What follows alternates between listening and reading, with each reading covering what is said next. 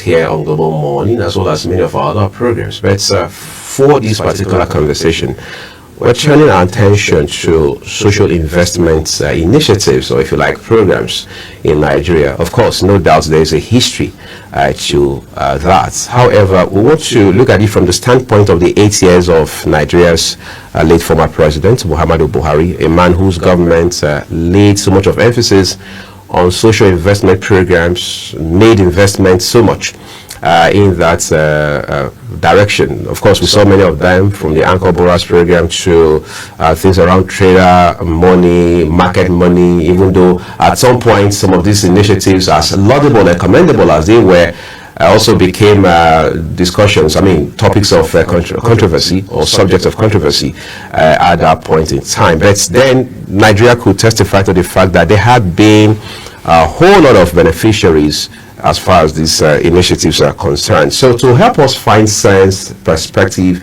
and context in this conversation, I'm joined by Dr. Abbas Garba Idris, is President of Risk Managers Society of Nigeria, as well as the Pioneer Director General of FCT Emergency Management Agency between 2013 and 2023. Just like me, I'm sure you're thinking, it takes a lot to have been the DG of FCT, Emergency Management Agency, for that long, after the fact that he was the one who set up the entire structure. We'd like to say a big thank you to you, Doc, for making our time. Thank you very much for having me this morning, to come on the program.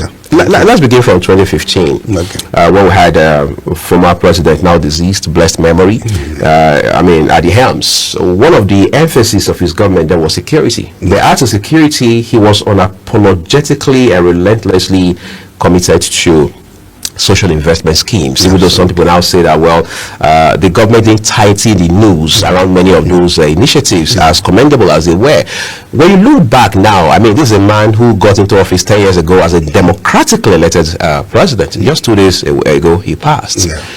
With the benefit of hindsight, what should Nigerians understand about social investment programs from the Buhari government standpoint? Well, thank you very much. First and foremost, let me use this opportunity to send my condolences to the family of the former president and to a larger family in Nigeria for this loss that we have. Absolutely, President Buhari came with 3 major programs, plans to improve the economy, security, and fight corruption. And in all these 3, he tried as much as possible to see how he can. Under the economy, the economic intervention came in, the social intervention came in, and a lot has been done. You'll agree with me that in that period, there were so many controversies, as you said, because they use it to buy vote and whatever. The vice president was busy going to the markets, giving trader money. But apart from that, there was also educational development and economic empowerment going on in different parts of the country, which has greatly improved the social well-being of the less privileged or people in the lower half of the society.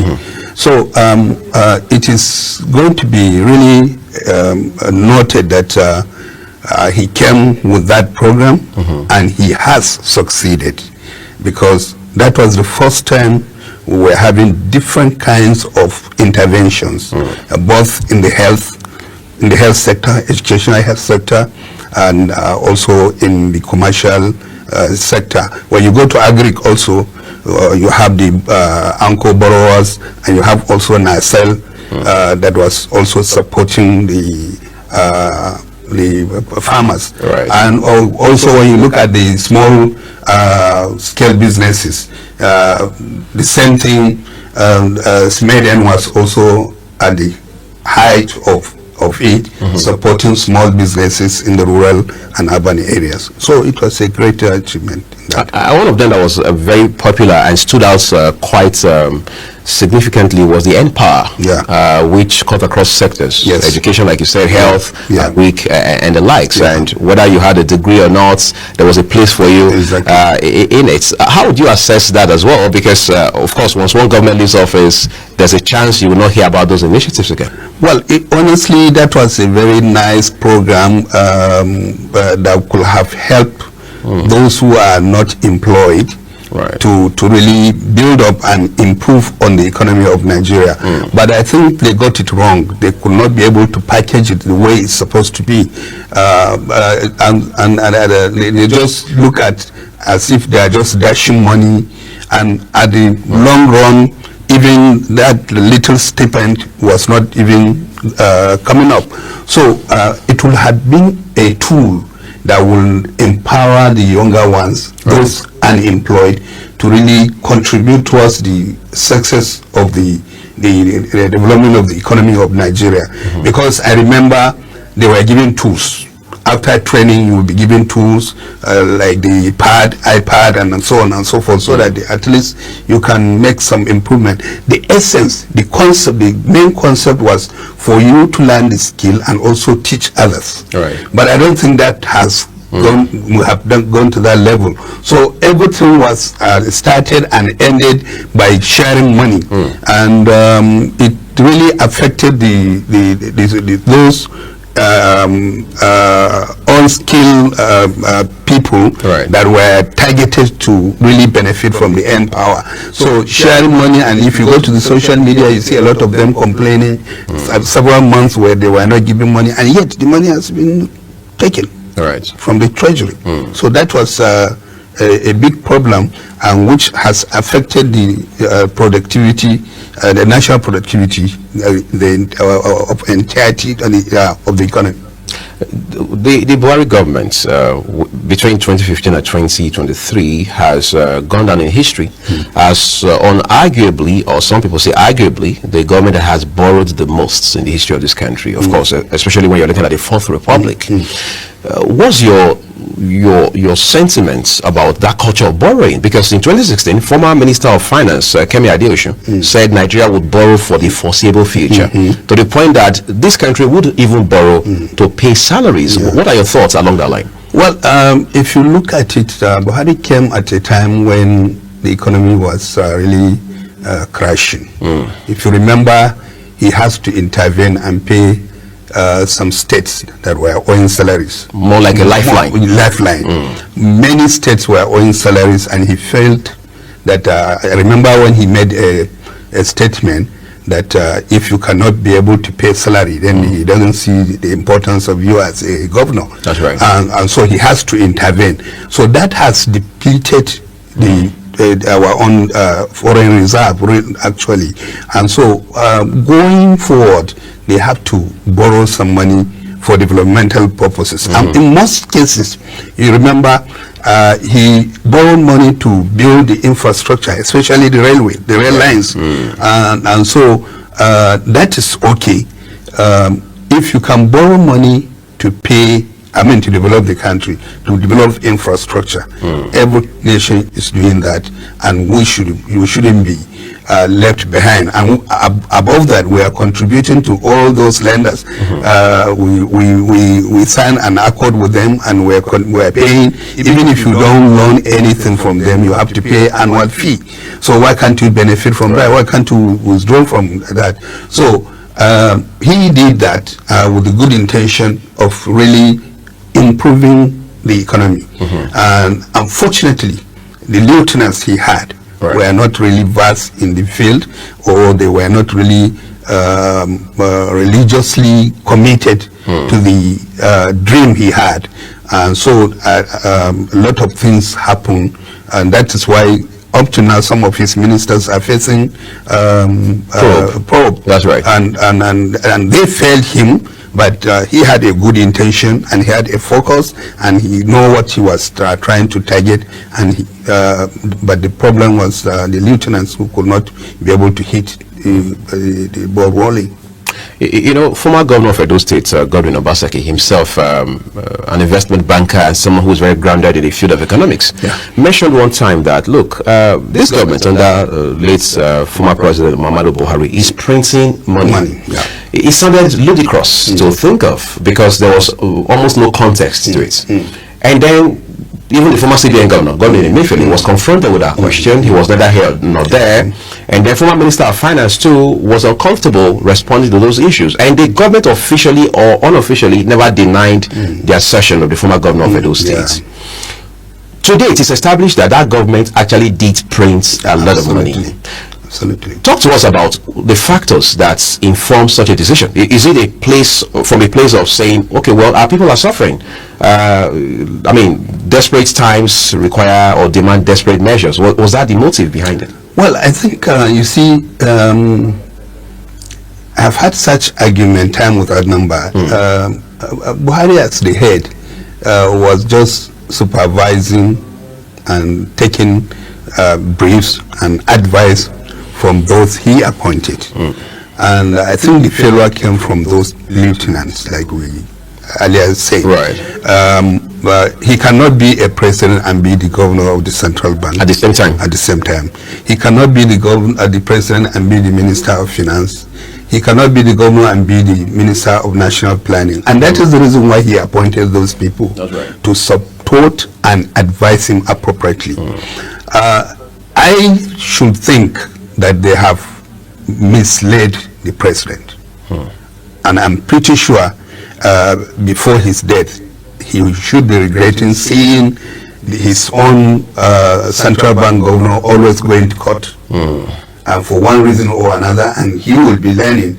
And you could see also that the best solution as an economist is not for you to go and print money, because by the time you are printing money, are you increasing the circulation of currency in the economy, which is M1, and then if you take that, what is the base of doing that? What is the basis of doing that?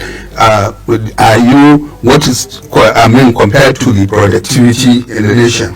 So that has generated a lot of inflation, and then also you won't be able to track the money that is in circulation, because you won't know how much is being printed and how much is being circulated. And that is why that time you see that many people were withdrawing their own money. And it will also affect the population, the attitude of the people who used to bank. What the government ought to have done, and the CBN, is to relax some measures so that people can, those who are not saving, can now bring their money into the bank, and then you will be able to really monitor and know the quantity of money, the amount of money in circulation, so that you'll be able to target. If you need such money to be reprinted, then you have to really get back to the president, and then the economic council have to sit down and look at it critically, and then look at the implication economically and politically, and then make sure that everything is okay before you now go on to start printing money. But they were printing money arbitrarily to fund the fake, the federation account, and to share it to the states. And then the states were not doing anything apart from going on spending spree and so on and so forth. There was no infrastructural development when you get to the state. So spending money, taking money, printing money to give to the state to pay salaries, it doesn't make good.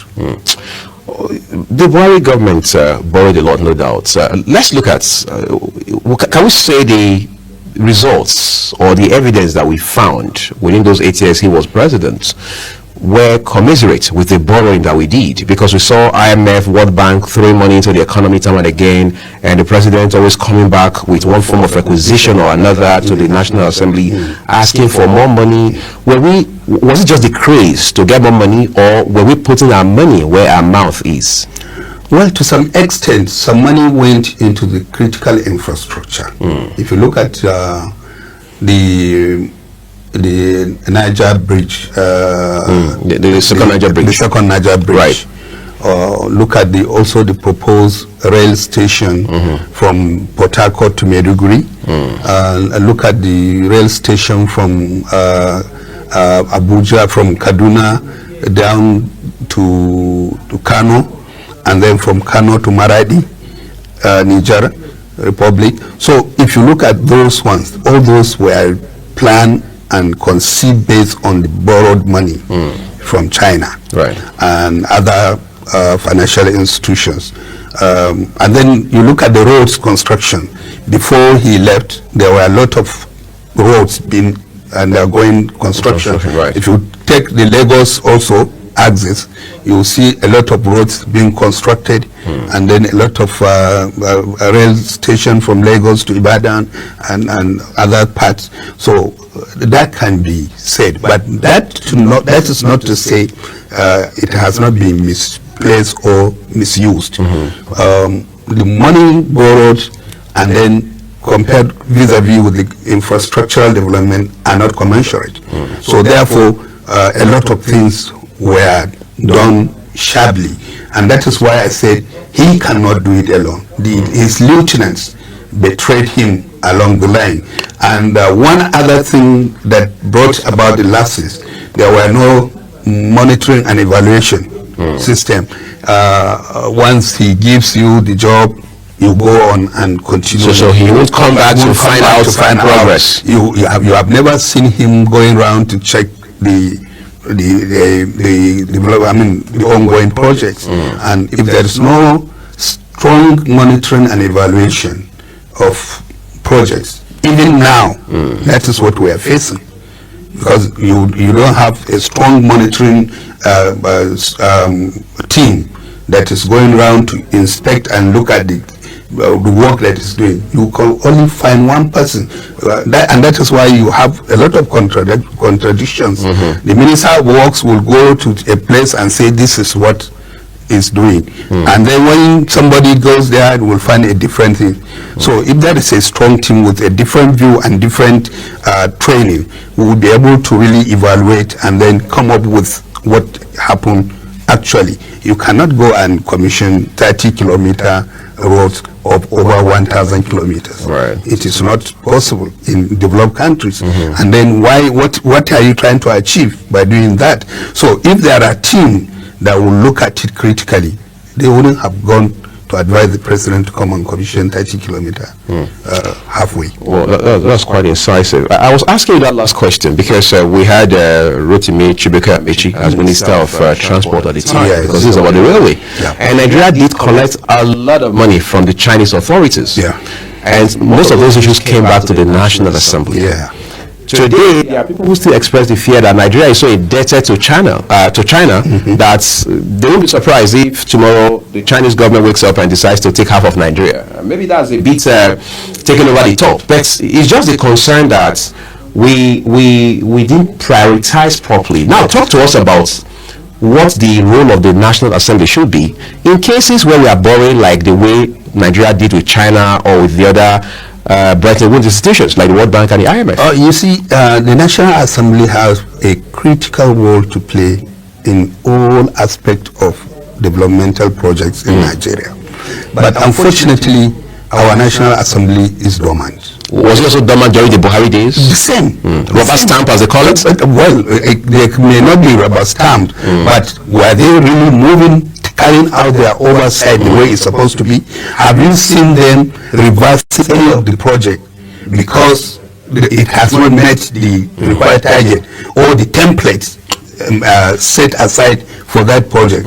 Unless and until the National Assembly wake up to their own slumber and ensure that they do what is right, go and do inspection irrespective of whatever, and to make sure that you have the template and it must meet the requirement, we will continue to have such problems. It's not just for a president or executive to present a request and then you approve. You think that is the progress. It is not. You have to critique certain things. You have to find out. In fact, the need assessment have to be carried out by the National Assembly. You cannot come and say you are going to put up a road from here to Nyanya when they don't need such road. So the need assessment need to, if you find out that they don't need the road, what they needed is rail line. Right. So you now change it, take the road to another side, and then advise the executive, let them take the road. This area, Kuje, needs such road. So give them that, and they instead build rail line for this. And that is why we have a lot of roads on our maps that have not been existing, but it has been conceived and some money borrowed even. They started the work, but it has not. If you take this road from Kefi up to Maiduguri, I mean to Gombe, Right. It was awarded, but what is happening? Nothing. Nobody's being held accountable. Nothing, and nobody is being held accountable. And it passed through the National Assembly. And the same thing, Kaduna Kano Road. Up till now, how many years? It has not been completed. And then nobody is querying, nobody is asking questions, and it keeps coming in the budget, reviewed and reviewed and reviewed, and yet nothing. Have you seen the National Assembly going through, along Kaduna Road, inspecting the road construction? Even when there were controversy, changing the contractor. This is supposed to be also the National Assembly have to be involved to make, why are you changing the contractors halfway? And then what is it? On what terms?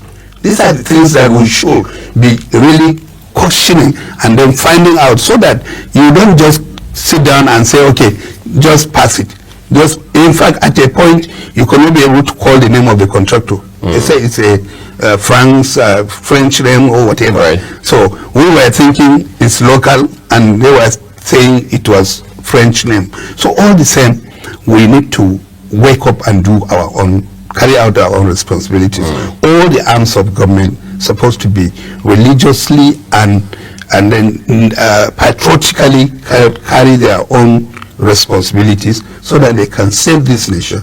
The nation will grow, and the economy will also be very productive. Great. We're going to take a quick break at this point, everyone. There's so much to talk about. Former President Muhammadu Buhari, blessed memory, especially as it has to do with social intervention programs. When we return shortly, we also pay some attention to the school feeding program, which in itself has seen perhaps more than a fair share of controversies, and we'll talk about the person of the late former president, his integrity, discipline, and no-nonsense hardline stance. All of that and more coming short.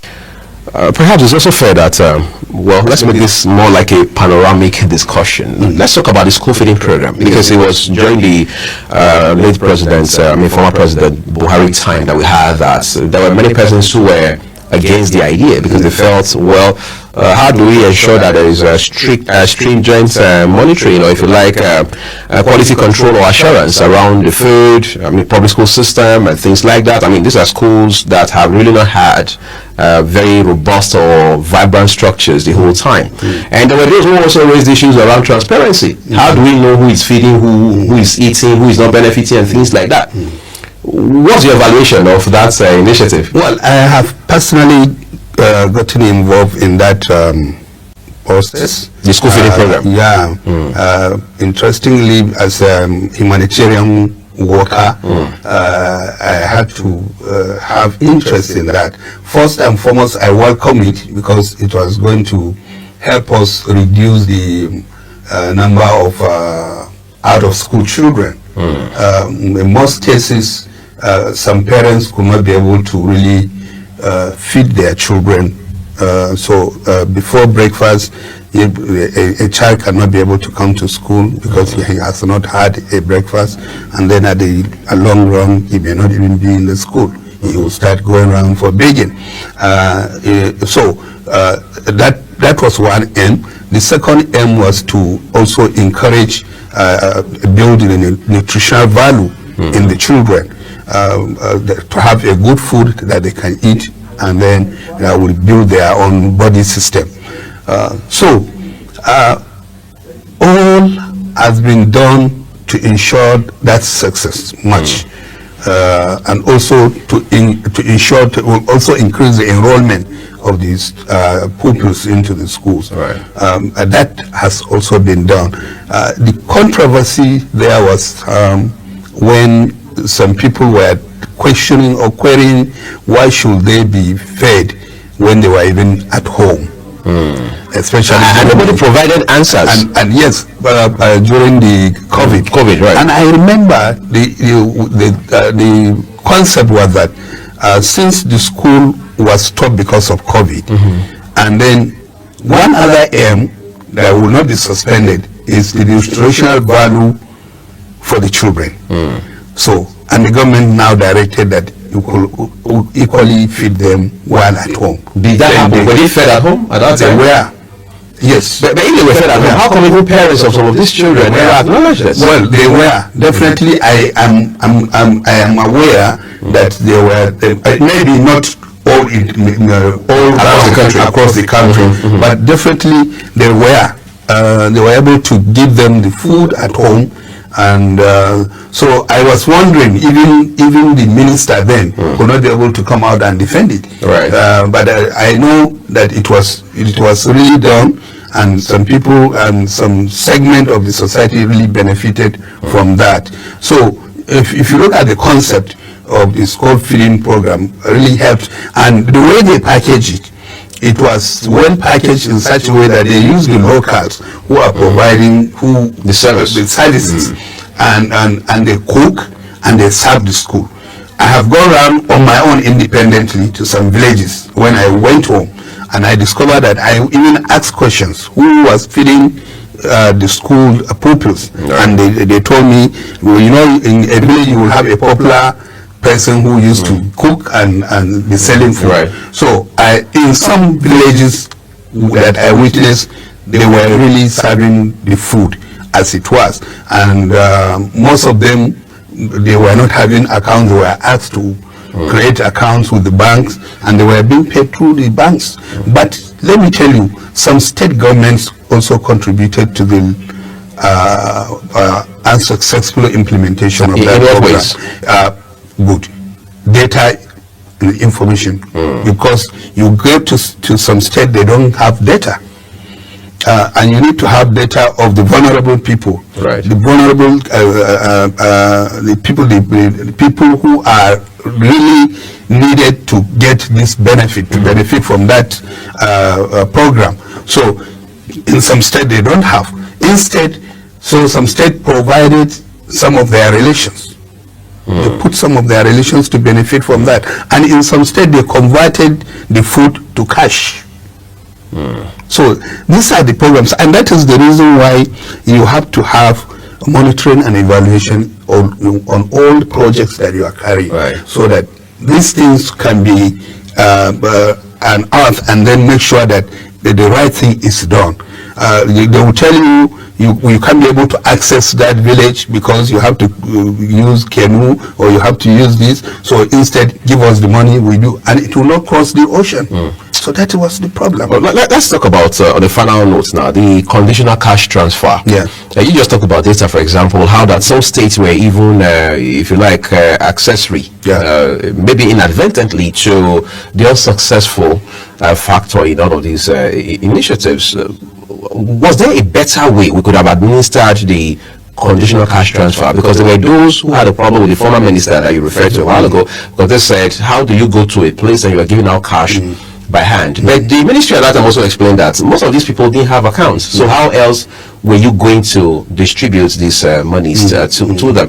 When you look back now, perhaps from the benefit of hindsight, what do you think could have been done differently in this regard? No, the best thing is for them to really first carry out an assessment. What you call needs assessment. Exactly, the needs assessment, and determine who really is supposed to benefit from that cash transfer. Right.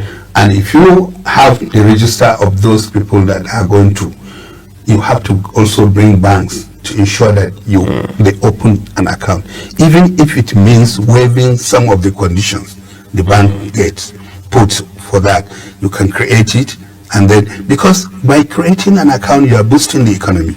The money in circulation, that can be tracked by the CBN. That's right. To know how much money is in circulation.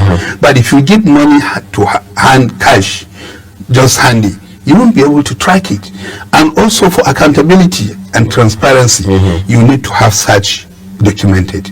You have the list of those who are really vulnerable to that, and then you also have their house numbers. When we were in FCT, Emergency Management Agency, when we were intervening for the relief materials during the COVID, we did house-to-house distribution, right? And we had to do we have to get the data first from the area councils, and then we took this thing and go to drop it in the house, because since there was that restriction of bringing people together. So how can you distribute? The only way was to go house to house and drop it, and we use the register. So we should be able to have the register of the vulnerable people, the poor people that need this for the cash transfer to be effective, and they must go to the banking system, pay into the bank, let them access their money. Then the economy is being boosted, and also the money in circulation can be tracked by the CBN. So we will be able to know the inflationary rate in the country. Oh, great. Incidentally, this is the much we'll be talking about this issue. I'd like to say big thank you to you, Doc, for making our time this Tuesday morning. Thank you to be here. I've been talking with Dr. Bas Garba Idris. He is President Risk Manager Society of Nigeria. He doubles as the Pioneer Director General, FCT Emergency Management Agency, between years 2013 and 2023. We appreciate your insights on this. It's my pleasure. Thank you very much. We'll take a quick break now. Again, it's a big day. Former President Muhammadu Buhari, now deceased, will be interred later today in his hometown of Daura, Katsina State, northwest Nigeria. Global Television will continue to track all of that for you here in the course of our broadcasting. In the meantime, here's a special report we'll put together for you in this regard. When we return, Jumai and I will wrap up the program for you.